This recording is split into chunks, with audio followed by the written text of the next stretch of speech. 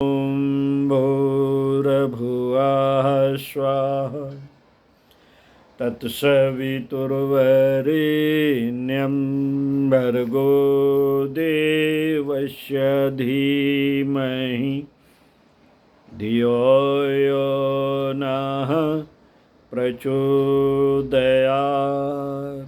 साथियों, आपको युवा क्रांति पथ पुस्तक लेखक डॉक्टर प्रणव पांड्या, कुलाधिपति देव संस्कृत विश्वविद्यालय, गायत्री कुंज, शांति कुंज, हरिद्वार पढ़कर सुना रहे थे। अंत में समग्र क्रांति हेतु युवा शक्ति का भाव भरा आह्वान पढ़कर सुनाते हैं।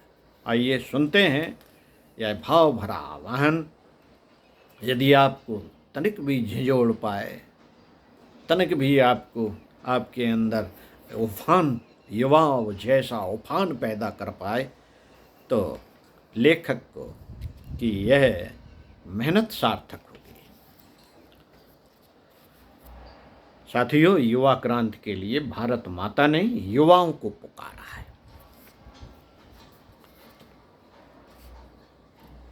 यह पुकार ऐसी है जो पिछले दशक से भारतीय आकाश में गुंजायमान है। यह वह अपना संदेश है जिसे युगदृष्टा परम पूज्य गुरुदेव अपने देश की अपनी युवा पीढ़ी के लिए दे गए हैं।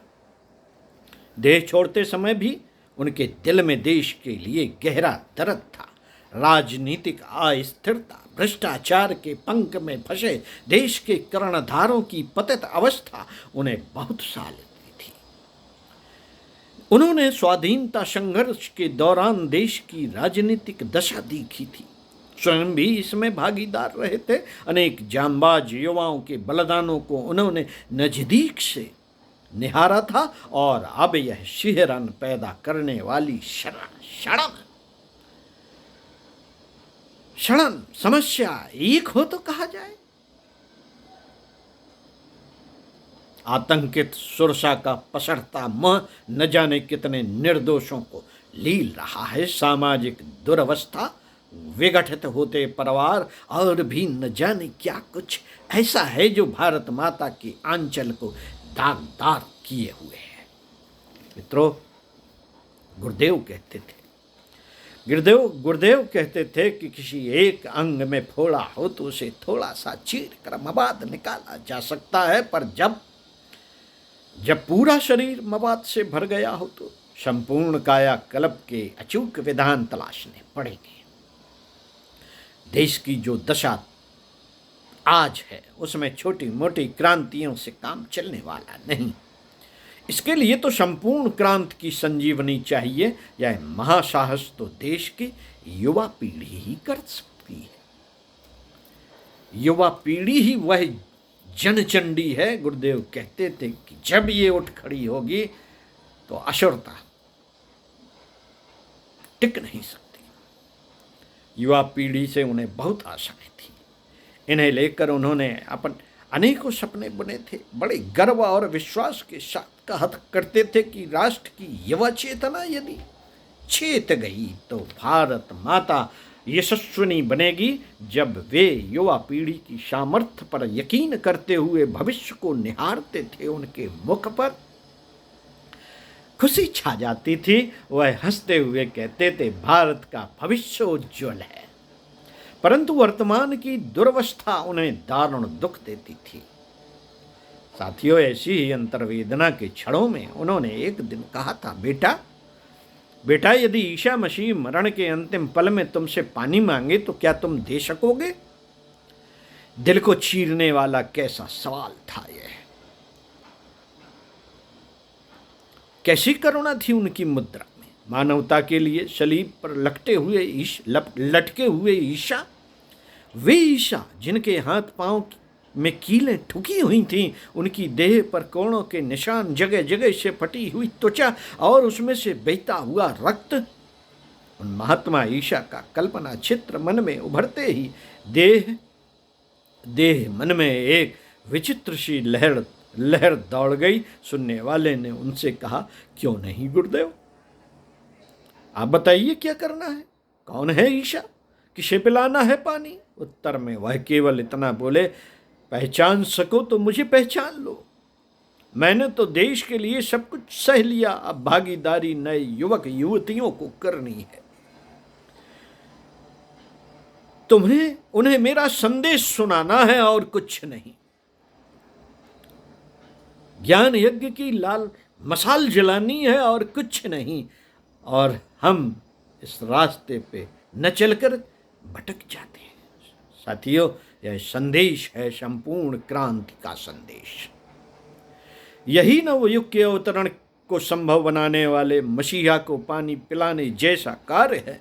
उनके वचन है कि संपूर्ण क्रांति में नारे या भीड़ की जरूरत नहीं, इसके लिए संवेदना की पूंजी चाहिए। संवेदना हो तो जिंदगी का सच पता चलता है। संवेदना होश का, बोध का दूसरा नाम है। जिसके दिलों की धड़कनों में संवेदना के स्वर गूंजते हैं,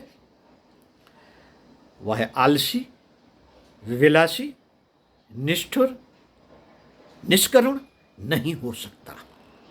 आसपास का दुख उसे बेचैन विकल करता रहेगा। जब तक वह इन पीड़ितों के लिए कुछ अच्छा नहीं करेगा, उसे राहत नहीं मिलेगी। संवेदना से ही स्वार्थ की साकलें टूटती हैं, अहिंसा की जकड़न ढीली पड़ती है। युवाओं में संवेदना के ये अंकुर फूटने लगे तो समझो कि संपूर्ण क्रांति की शुरुआत हो गई। मित्रों, युवा पीढ़ी के लोग वकील, डॉक्टर, राजनेता, प्रबंधन विशेषज्ञ, तकनीकी ज्ञान में माहिर या फिर बेरोजगार अथवा विद्यार्थी हैं, इस संपूर्ण क्रांति के सक्रिय सैनिक बन सकते हैं। उन्हें करना केवल इतना ही है कि जमाने, परंपराओं, नियमों, सामाजिकता, प्रतिष्ठा, स्वार्थपरता और भी ऐसी ही कितनी चीज़ों की बजाय संवेदना के पक्ष में डटकर खड़े हो जाएं। उन्हें निश्चित केवल इतना ही करना है कि मानवीय संवेदना के विपरीत कुछ भी नहीं करेंगे, जिसके लिए उन्हें हर कष्ट सहने के लिए तैयार होना है। प्रत्येक साहसिक संघर्ष में सरंजाम जुटाने हैं। अगर ऐसा होने लग जाए साथियों, अगर ऐसा होने लग जाए तो क्या आसपास दुख का अंधियारा बचेगा? क्या कोई अनपढ़ रहेगा? नहीं, कभी नहीं। फिर तो रोशनी ही रोशनी होगी। युवा वकीलों की नज़र यदि पैसों पर न होकर न्याय दिलाने पर हो तो कितने उत्पीड़ितों के होठों पर हंसी बिखर उठेगी। और डॉक्टरों की अंतर्भावना यदि संवेदित हो सके तो कितनी ही कराहटें मुस्कुराहटों में बदलेंगी।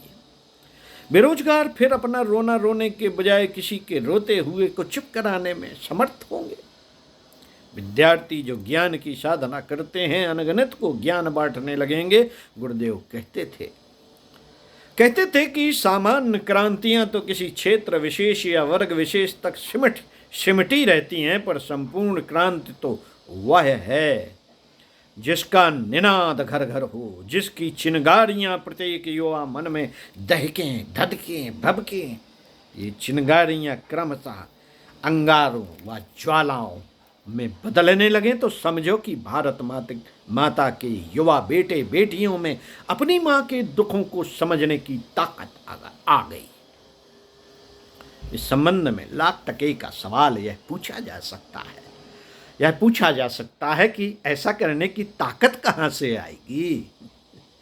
तो इसके जवाब में परम पूज्य गुरुदेव का युवाओं से वचन है कि जिसने हनुमान को समुद्र लांघने और लंका दहन की शक्ति दी, जिसने गिलहरी को समुद्र में सेतु बनाने में सहायक बनने का साहस दिया, जिसने टिटहरी के दुख से द्रवित होकर महर्षि अगस्त्य को प्रेरित किया, वही संपूर्ण क्रांति में लगने वाले युवाओं की शक्ति का संचार करेगा।